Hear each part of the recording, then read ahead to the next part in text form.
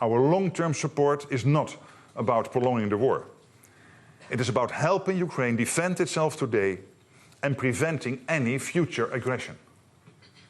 NATO stands with Ukraine now and through the challenges ahead. In an age of uncertainty, a strong transatlantic bond is essential. And the enduring commitment by all NATO allies to Article 5, that an attack on one is an attack on all, sends a powerful message. We will defend against any threat from any direction. History has shown that North America and Europe working together is a winning combination. The venue for our summit in The Hague is on Churchillplein, Churchill Square. His bulldog spirit is alive today in NATO. We have the confidence, commitment and courage to do whatever it takes to protect our way of life. There are no second chances when it comes to our security. So we will deliver in The Hague. Friends can be frank with each other, and there will be tough decisions to take. But let us not lose sight of what is at stake: the security of 1 billion people on both sides of the Atlantic. Together, we will secure peace through strength. Together, we will make our alliance stronger, fairer and more lethal. And together, we will build a better NATO. Thank you.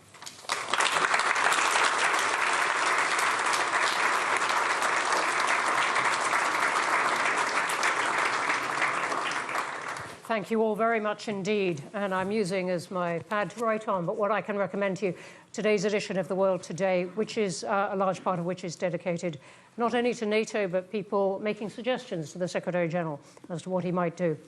Thank you for that speech. Let me ask you, straight away, you've used the word lethal quite a bit. And so this was a speech by Mark Rutte, NATO Secretary General, that took place at the Chatham House think tank in Mayfair, London, United Kingdom. NATO will become more lethal. Security of 1 billion people on both sides of the Atlantic depend on it.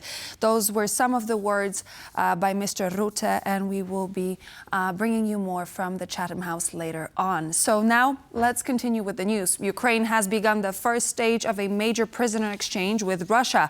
As per the terms of the Istanbul Agreement, President Volodymyr Zelenskyy confirmed the operation earlier today, calling it a moment of hope and humanity. Among those returning home are wounded soldiers, young POWs under 25 and defenders of Mariupol, finally free after more than 3 years in captivity.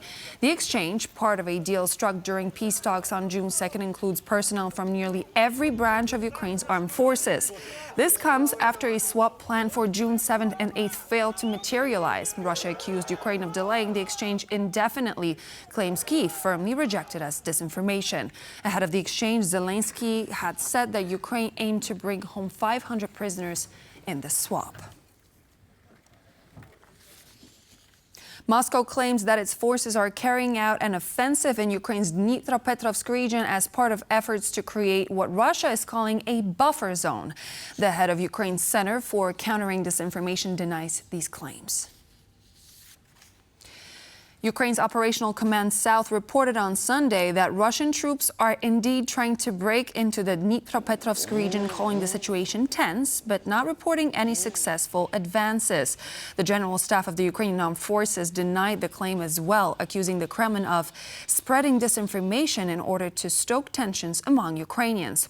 The Russian reports were also disputed by the spokesperson for Ukraine's Khortytsia Operational Strategic Region and Group, who said that Moscow's soldiers have not advanced from the Pokrovsk and Nopalivka regions, close to where Donetsk, Zaporizhia and Dnipropetrovsk regions all meet.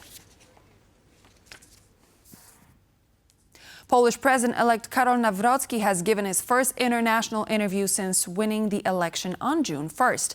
Speaking to the Hungarian right-wing weekly Mandernier, Navroski emphasized the need to strengthen the Visegrad Group, which includes the Czech Republic, Hungary, Poland and Slovakia, and to reinforce NATO's eastern flank. I am a supporter of the European Union, a union that is not a quasi-state, but an association of states that enjoy economic opportunities through the free market and the Schengen area. Hungary is a very important partner for Poland. We have serious tasks ahead of us, such as strengthening the Visegrad Group, which for me will be an important format for building the strength of NATO's eastern flank and the Bucharest Nine. I am against Ukraine's entry into the European Union at this moment. I recognize that we need to support Ukraine, but Ukraine must understand that countries such as Poland, Hungary, other European states have their own interests. Poland has specific interests, such as the exhumation in Volodymyr. I think that Poland's new president will realize how big of a threat the Russian Federation really is. This is what Ukrainian MP Maria Yonova told TVP World when asked about Polish President-elect Karol Navroski's recent statement in which he said that he's against Ukraine's EU and NATO accession at this moment. She also stressed that Russia is our common enemy and we need to focus on taking joint actions to protect the European continent.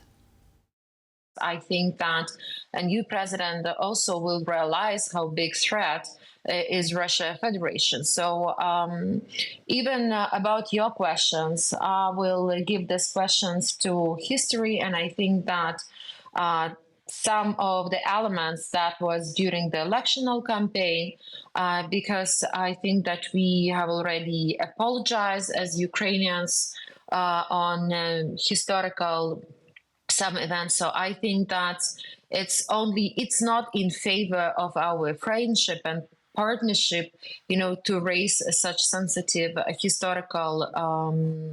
historical questions. So I think that now the main enemy for all of us is Russia and their aggressions. And in this regard, we have to think about future and about our joint actions, how to protect European continent from this aggressor.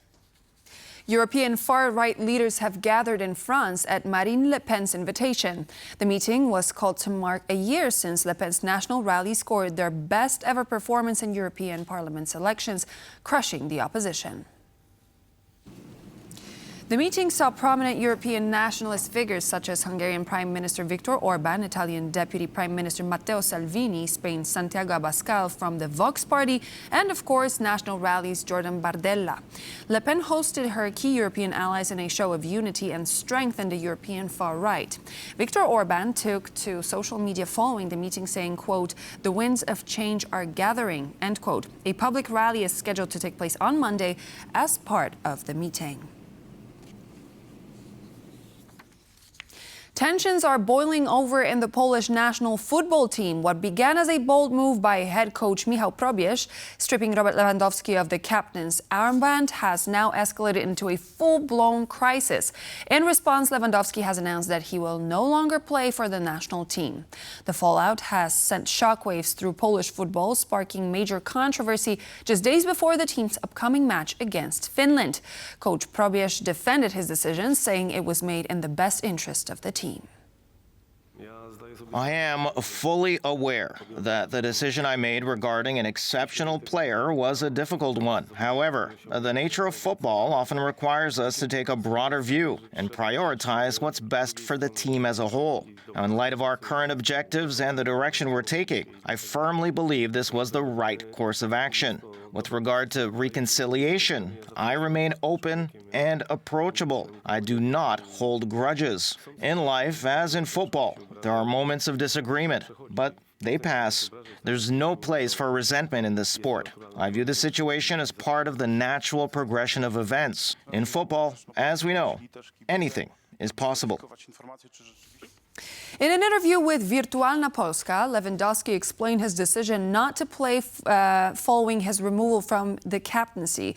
The footballer expressed disappointment with how the situation was handled, emphasizing that such matters should have been addressed differently, especially given the time until the next team gathering and important matches ahead. Here's what he had to say. I wore the armband for 11 years, and I've been playing for the national team for 17.